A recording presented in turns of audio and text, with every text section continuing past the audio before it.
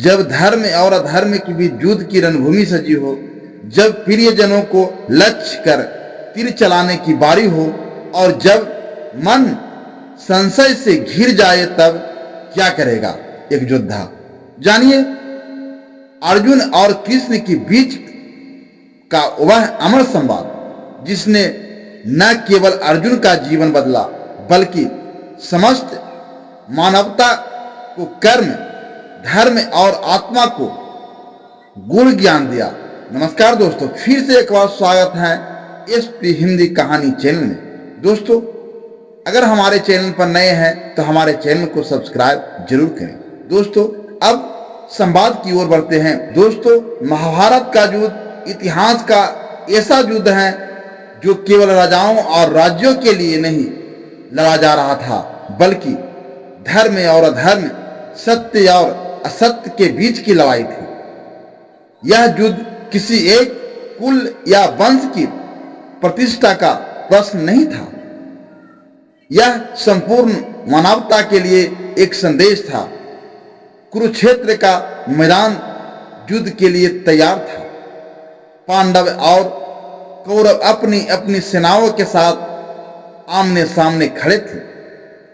भीष्म पितामह, द्रोणाचार्य, कर्ण, अश्वत्थामा और अन्य महान योद्धा कौरव सेना का नेतृत्व कर रहे थे, जबकि पांडवों के साथ स्वयं भगवान श्री कृष्ण थे।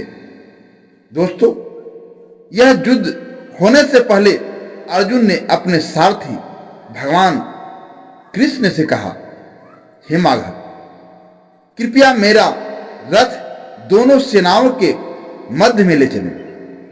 मैं देखना चाहता हूं कि कौन कौन मेरे विरुद्ध युद्ध के लिए खड़ा है।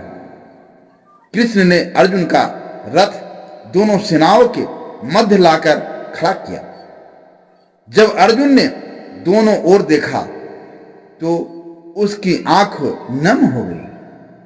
उसने देखा कि उसकी ही सेना के सामने वे लोग खड़े हैं जिन्हें वह अपना गुरु, अपना परिवार और अपना आदर्श मानता था। द्रोणाचार्य, जिन्होंने उसे धनु विद्या सिखाई, भीष्म पितामह, जिनका सम्मान वह अपने पिता के समान करता था, और उसके अपने भाई सभी युद्ध के लिए तैयार खड़े थे। अर्जुन के हाथ कांपने लगे। उसने अपना धनुष गांडीव नीचे रख दिया और कृष्ण से कहा, हे केशव, मैं यह युद्ध नहीं कर सकता। यह कैसा धर्म है जहां मुझे अपने ही प्रियजनों का वध करना पड़े? यदि यह राजपाद, यह वैभव मेरे प्रियजनों के रक्त से सना होगा तो मैं इसे स्वीकार नहीं कर सकता। इस युद्ध में विजय से मुझे कोई सुख नहीं मिलेगा। मैं संन्यास लेना चाहता हूं। कृपया मुझे मार्ग दिखाएं। अर्जुन की बात सुनकर भगवान कृष्ण मुस्कुराए। वह जानते थे कि अर्जुन के मन में जो संयस है वह केवल अर्जुन का नहीं बल्कि हर उस व्यक्ति का है जो अपने कर्तव्य और अपनी भावनाओं के बीच फंसा हुआ है। उन्होंने कहा, हे अर्जुन, यह क्षण तुम्हारे जीवन का सबसे महत्वपूर्ण क्षण। तुम एक क्षत्रिय हो और क्षत्रिय का धर्म है अधर्म के विरुद्ध युद्ध करना। यदि तुम इस युद्ध से पीछे हट गए तो यह केवल तुम्हारे लिए ही नहीं बल्कि धर्म की रक्षा के लिए भी घातक होगा। कृष्ण ने समझाया कि यह शरीर नाशवान है, केवल आत्मा अमर है।